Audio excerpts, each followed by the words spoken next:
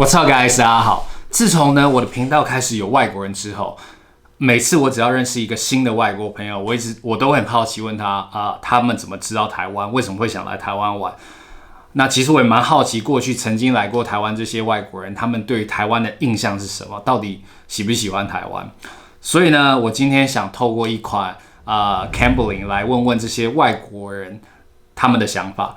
那 Cambly 它是一款英语线上教学平台，你可以在上面找到来自世界各地的英语老师，可以透过他们背景还有自我介绍选择想要上课的老师。我自己在上面已经用了大概2个半月的时间，我个人觉得蛮喜欢，在上面的老师都非常有耐心，然后又有教学热忱。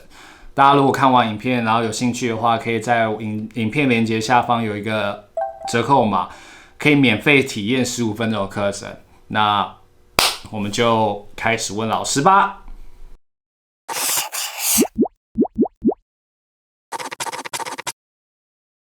Have you heard of Taiwan? I have been to Taiwan and very much liked it. I've been twice, and the first time I was there for 2 months, and the second time 2 weeks. I traveled with my fiance to get engaged. Yeah, me and her got engaged in Taipei on the first day there. Oh my god.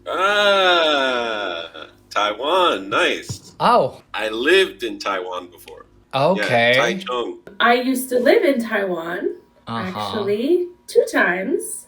I lived in Japan, and Taiwan's not so far away.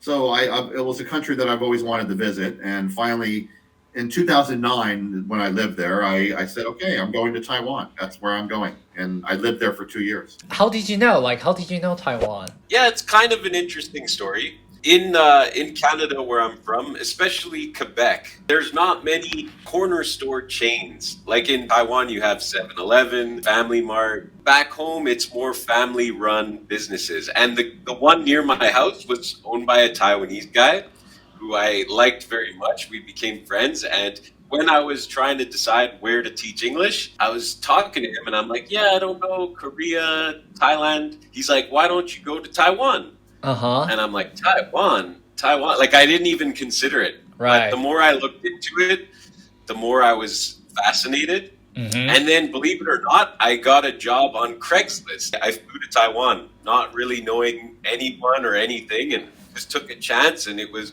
one of the best decisions of my life. Really?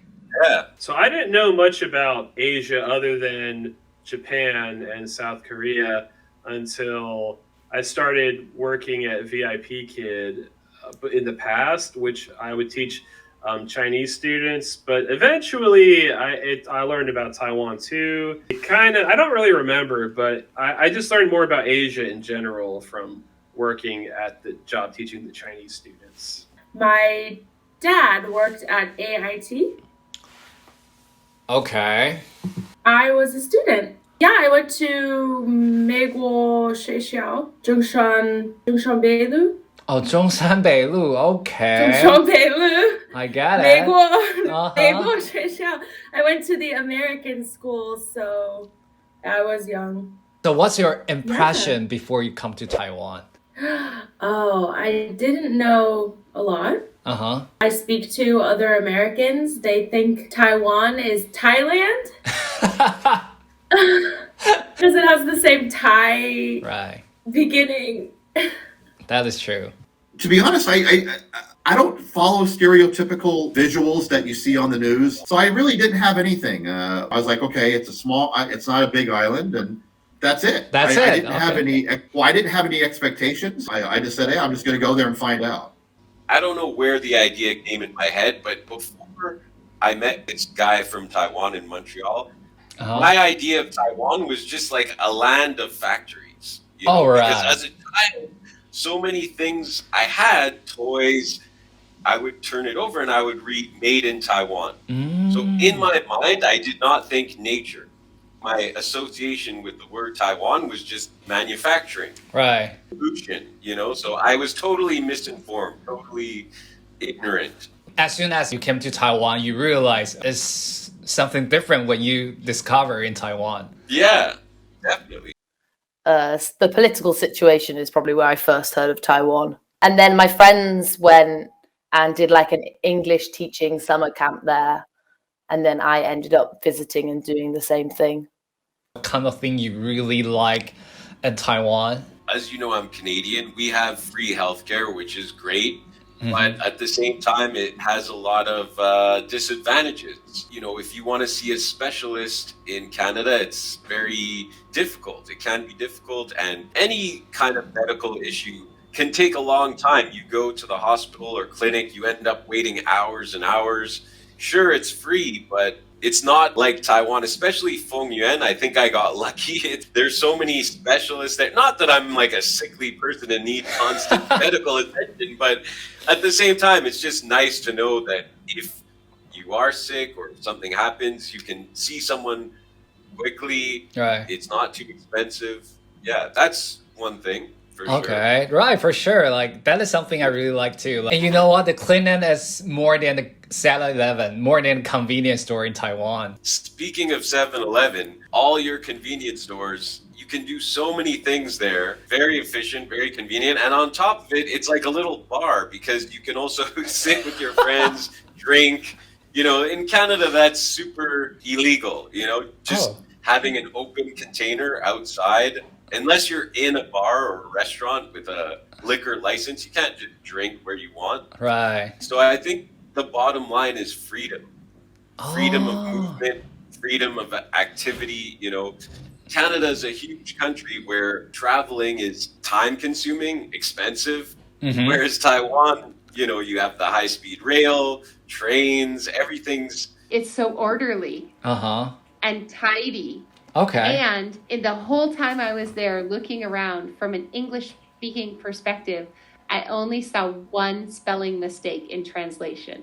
Okay. And that is the complete opposite of mainland China. Everything is misspelled in mainland China. And Taiwan is like the grandfather of all perfect spelling. I noticed the people. The people are just super kind, super friendly, really awesome culture. I thought it was just really awesome. Like if I needed help and if I got lost, which I did a lot, I asked somebody and they were like super happy to help me. No problem helping. It's not like they were like, go away, I don't have time. They were like, oh, hey, how can I help you? We're you know, I mean, hey, this and that. So super friendly, super kind, and super polite. Wow. Yeah, I can tell like people really love to helping people who lost the direction or something. Everybody was really nice and it was really like interesting. There was a lot to do. I think everybody knew English pretty well too. I didn't have much trouble getting around because I didn't know the language in Taiwan. So I got around just fine. Yeah. Food's great. It's very like organized. It's very clean. I always tell people about your transport system just being amazing. Really? I know that sounds really weird, but I'm always like, oh, it's just so easy to get around. You get like on the travel cards and you top it up and you go on the metro, the trains, the buses. You can pay for things in 7-Eleven. All right. It's just very convenient. So I can do everything that I want really easily. And I can do it on my own. Like I don't have to worry about traveling around Taiwan and not knowing where to go. It's very easy for me to get around. Yeah, I think that's what I like the most. Okay, but you also have Oyster card, right? But the Oyster cards are only in London. Right, and only London. Because it's smaller island, Right. I believe it has this relaxing feel to it. You can have the big city in Taipei, but mostly I feel like it's a peaceful environment where you can spend a lot of time in nature. Everyone's really calm for the most part. I think this is very different from, you know, big cities in China or Tokyo where it's really busy and hectic and everyone's like in a rush and it's very crowded. But I didn't feel that energy in Taiwan. I mean, like you can find a good balance in Taiwan. If you want some bustling places, you can definitely check it out. And if you want some like nature, is it easy to reach there as well? Yes. The street markets were awesome. I mean, I love the street markets and the night markets. I mean, why cook? Just go to the night market, get some food, go home, eat it. It's easy. For me personally, I mean, there's so many. Obviously, there's so many amazing hiking places and camping places, but for me personally, it would have to be Xiaolioqiu. You know, swimming with giant sea turtles was definitely one of the highlights of being in Taiwan, and just the accessibility. Again, you know, a lot of places, something like that would have a lot of red tape, you know, a lot of process and fees. And, you know, I just took a ferry to the island. I bought a mask and snorkel from a store and just walked out into the water, and I'm swimming with giant sea turtles. You know, it's just the ease of access on top of the amazing beauty. That was, for me, quite a cool experience. I'm starting to know more about Taiwan. When I went, it was a little less known, but as I was living there, it started to be on a lot of blogs and lists of places to go as a teacher. And so I think now people are discovering it more and they are more aware. But still, a lot of people don't know. Right, for sure. I always consider this question, like why people don't know about Taiwan. I mean, like most people know about Asia country, but you know, when you think about travel, but you never think about Taiwan. Advertising is important. You know, like I listen to the New York Times podcast and there's always an ad for Colombia. They're like, visit Colombia, blah, blah, blah. So definitely promoting would go a long way. Yeah, I think part of it is like branding, you know. Well, I remember what's it called? This National Museum? You mean the 故宫? Yeah, the National Palace, right? It's called the National Palace.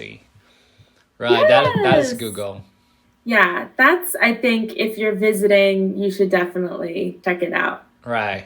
Food quality and the food style between Taiwanese food and mainland China food is so different. Oh, how come? It's very interesting. If you go to Hunan province, Right. everyone in Hunan says Hunan food is the best. There are many, many dishes that are only made in Hunan province. Mm-hmm. And if you go to Xi'an, they have Xi'an noodles. If you go to Lanzhou, they have Lanzhou noodles. Right. If you go to Shenzhen, they have Shenzhen seafood.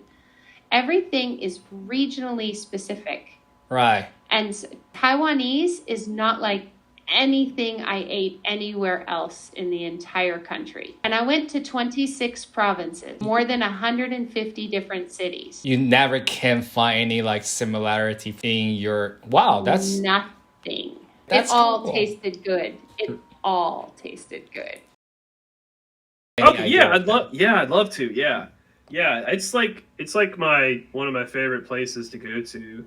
Yeah, Japan and Taiwan. That's if I could go anywhere, it would be one of those two countries. Well, for one thing, I fell in love with Taiwan. I think it's an amazing country, beautiful scenery. The people are friendly. The food is amazing. Yeah, I can go on and on about all the amazing things about Taiwan. And then on top of it all, I made a lot of amazing friends there. In Vietnam, I feel like I'm missing two families, like one in Canada, one in Taiwan. So yeah, no, it's pretty incredible. So you feel like Taiwan is your home, another home. Yeah, a second home for sure, yeah. As soon as you want to come back, always welcome here. Right. Yeah, as soon as we can, as soon as COVID's over and things are easier to move back and forth, definitely. Right. I feel like there's a lot more to explore that I didn't see. And I just genuinely quite like being in the country. It's very beautiful. It's very accessible. The people are very nice. The food's good. You have these big cities that are very entertaining because they're huge, big cities. And you have these like quiet beaches and mountains that are very beautiful. I think Taiwan's got a lot to offer. Right. 从小到大生长在这片土地，对于周遭的一切我们再熟悉不过。我还记得我人生第一次出国，第一次跟外国朋友聊天，外国朋友就问我说：“你觉得台湾有什么特色？”我当下真的完全不知道怎么回答，因为我从来就没有想过这件事情。突如其来的疫情让整个世界按下了暂停键，再次让我好好认识自己生长的这块土地。重新迈向脚步，抛开过去习以为常的想法，在这2年带着这几个外国朋友到处探索，透过不同视角去认识台湾，才突然发现，原来这一切都不是理所当然。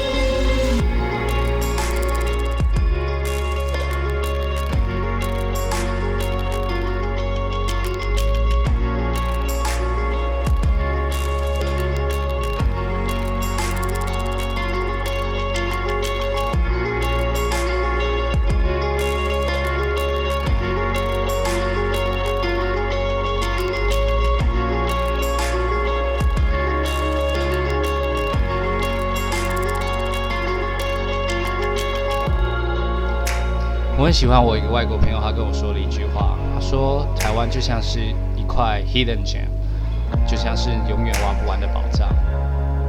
那我们下次见。